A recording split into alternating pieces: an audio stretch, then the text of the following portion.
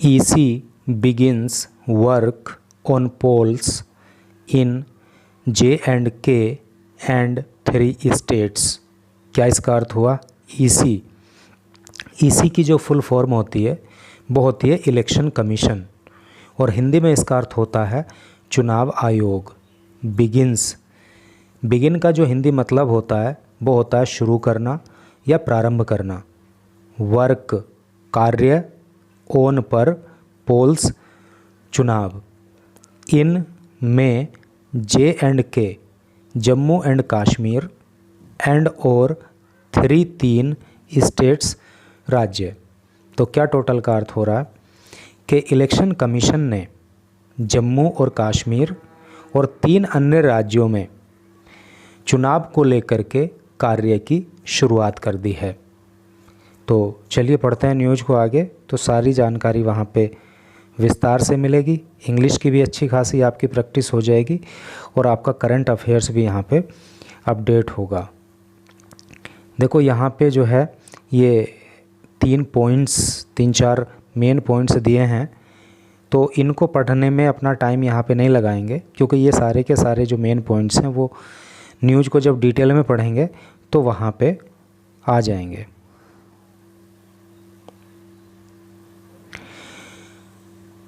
Election commission, the election commission अर्थात EC has kicked of. देखो kick off का मतलब होता है शुरू करना। अभी ऊपर एक वर्ड आया था बिगिन, उसका मतलब भी शुरू करना, और किक ऑफ का मतलब भी शुरू करना।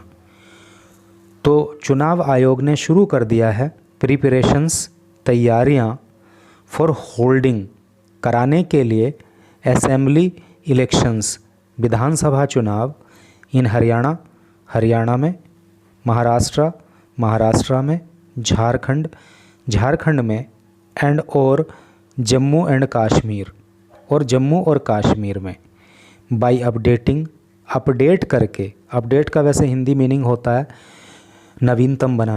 नवीनतम बना करके, इलेक्टोरल रोल का मतलब होता है मतदाता सूची, इन दीज स्टेट्स इन राज्यों में, अर्थात इन राज्यों में मतदाता सूची को अपडेट करके चुनाव आयोग ने हरियाणा में, महाराष्ट्र में, झारखंड में और जम्मू और कश्मीर में विधानसभा चुनाव की तैयारियां शुरू कर दी हैं।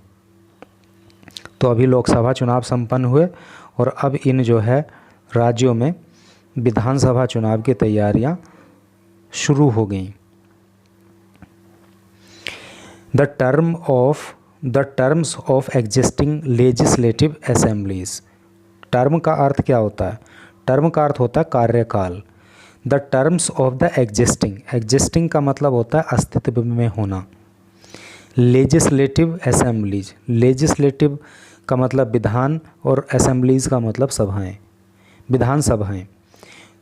तो the term of existing legislative assemblies, जो अस्तित्व में विधान सभाएँ हैं, उनका जो कार्यकाल है बिल एंड वो समाप्त हो जाएगा इन नवंबर 3 नवंबर को हरियाणा, अर्थात जो हरियाणा की विधानसभा है तो उसका कार्यकाल 3 नवंबर को समाप्त हो जाएगा।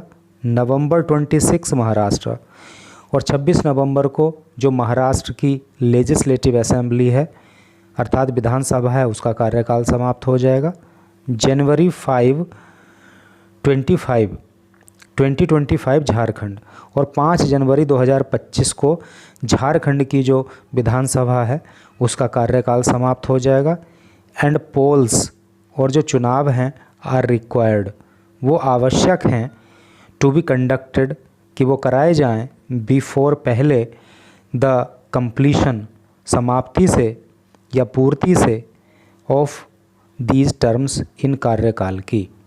कहने का मतलब यह है कि ये जो डेट दी गई हैं कि 3 नवंबर को हरियाणा विधानसभा का कार्यकाल समाप्त हो जाएगा, 26 नवंबर को महाराष्ट्र का, 5 जनवरी 2025 को झारखंड का।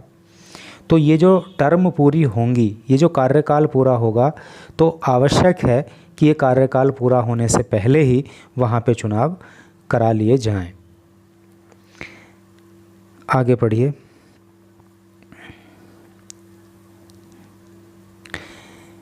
असेंबली इलेक्शंस, जो विधानसभा चुनाव हैं, असेंबली का अर्थ विधानसभा, जो विधानसभा चुनाव हैं इन जम्मू एंड कश्मीर, जम्मू और कश्मीर में, are also to be conducted, वो भी कराए जाने हैं, फॉर कॉन्स्टिट्यूटिंग, कॉन्स्टिट्यूट का मतलब होता है निर्माण करना, बनाना, ए न्यू हाउस, एक नया सदन, आफ्टर डिलिमिटेशन, देखो डिलिमिटेशन का जो हिंदी अर्थ होता है वो होता है परिसीमन ऑफ कॉन्स्टिट्यूएंसीज, कॉन्स्टिट्यूएंसी का मतलब होता है निर्वाचन क्षेत्र, तो निर्वाचन क्षेत्रों का परिसीमन करके, निर्वाचन क्षेत्रों का परिसीमन करने के बाद जम्मू और कश्मीर में भी नया सदन बनाने के लिए चुनाव कराए जाने जरूरी हैं।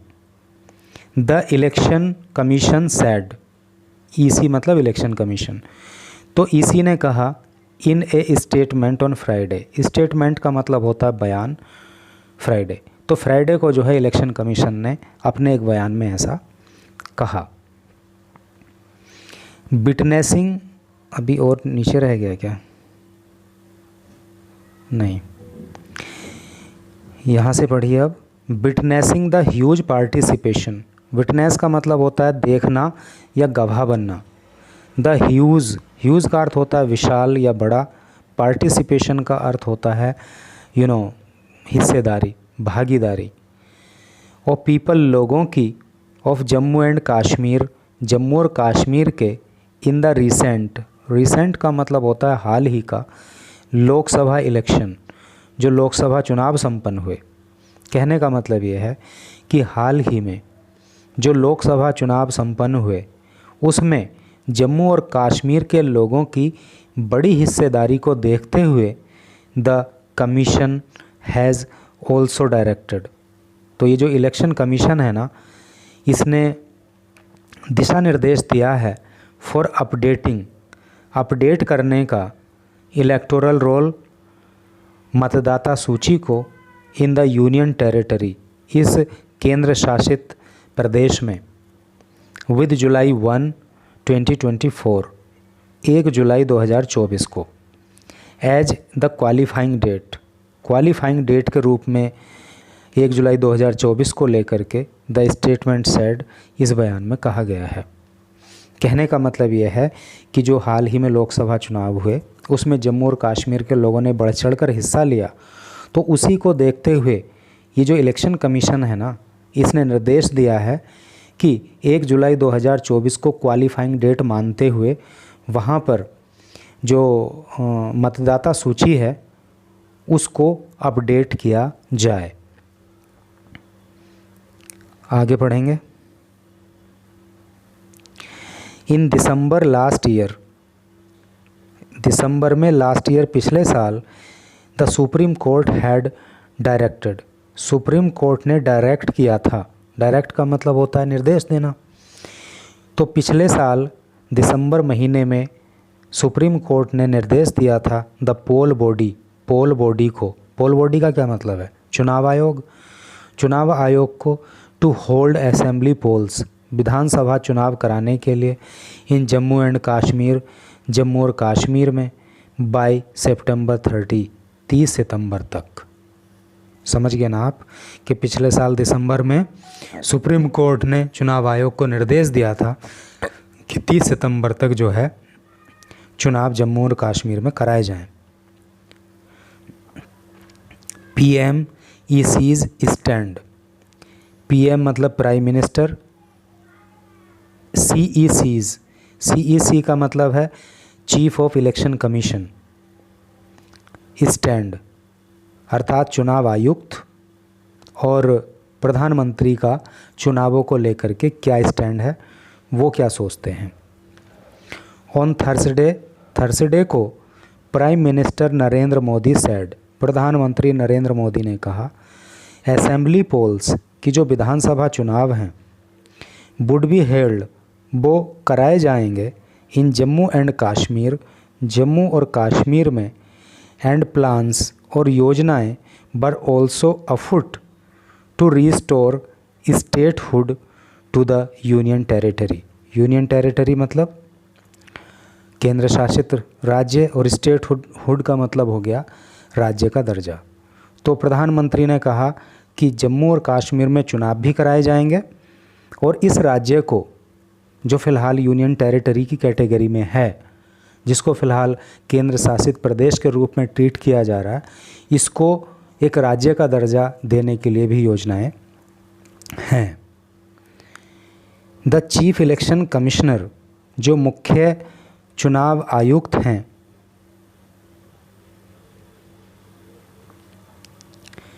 राजीव कुमार सैड, जिनका नाम है राजीव कुमार सैड, उन्होंने कहा, क्या कहा?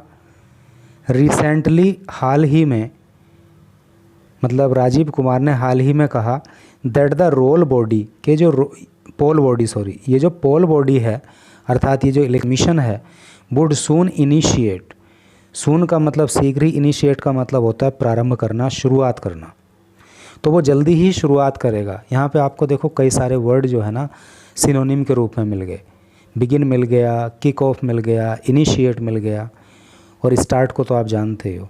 तो पोल बॉडी वुड सून इनिशिएट, ये जो चुनाव आयोग है ये शीघ्र ही शुरुआत करेगा द प्रोसेस, प्रक्रिया की, ऑफ होल्डिंग, कराने के लिए, असेंबली पोल्स, विधानसभा चुनाव, इन द यूनियन टेरिटरी, इस यूनियन टेरिटरी में अर्थात यूटी में, आफ्टर विटनेसिंग, देखने के बाद, द एंथुसियास्टिक, उत्साहित, रेस्पॉन्स, प्रतिक्रिया या जवाब, ड्यूरिंग, दौरान, द लोकसभा पोल्स, लोकसभा चुनाव के।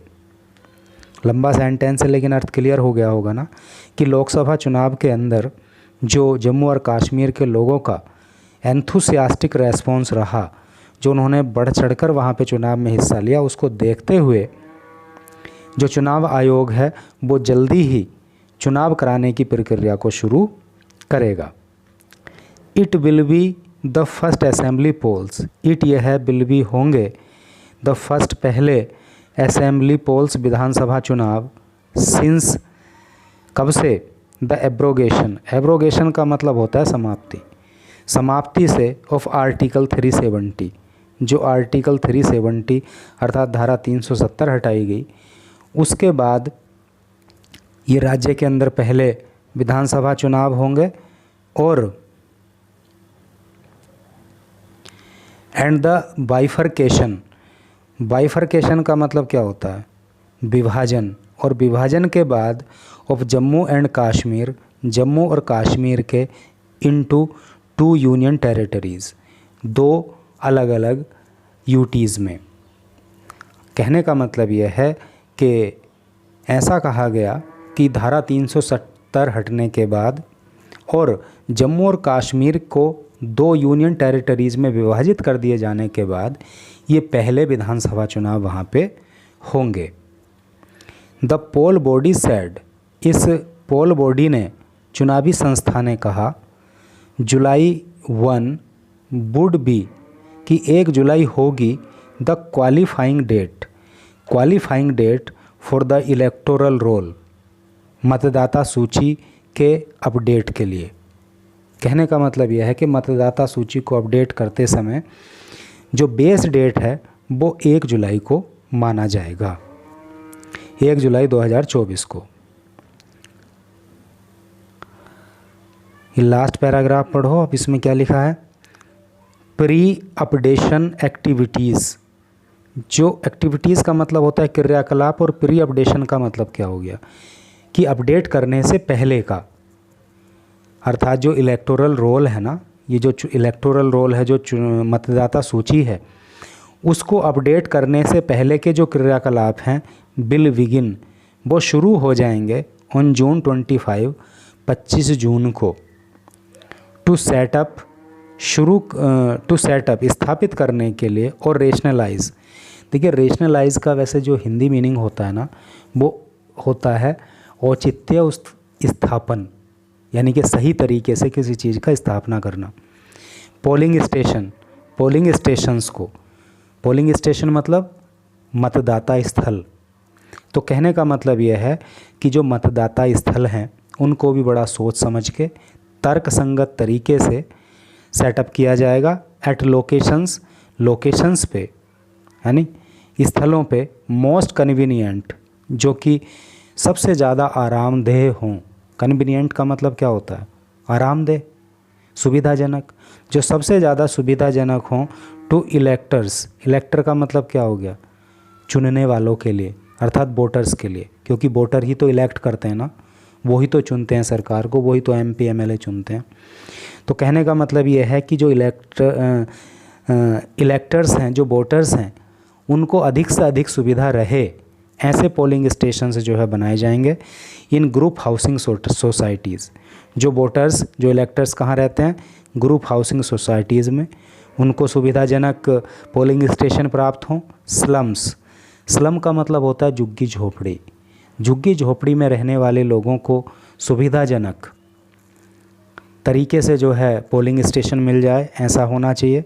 सिटी आउटग्रोथ का मतलब होता है जब शहर बढ़ता है ना, उसका विस्तार होता है, तो उसको सिटी आउटग्रोथ बोलते हैं।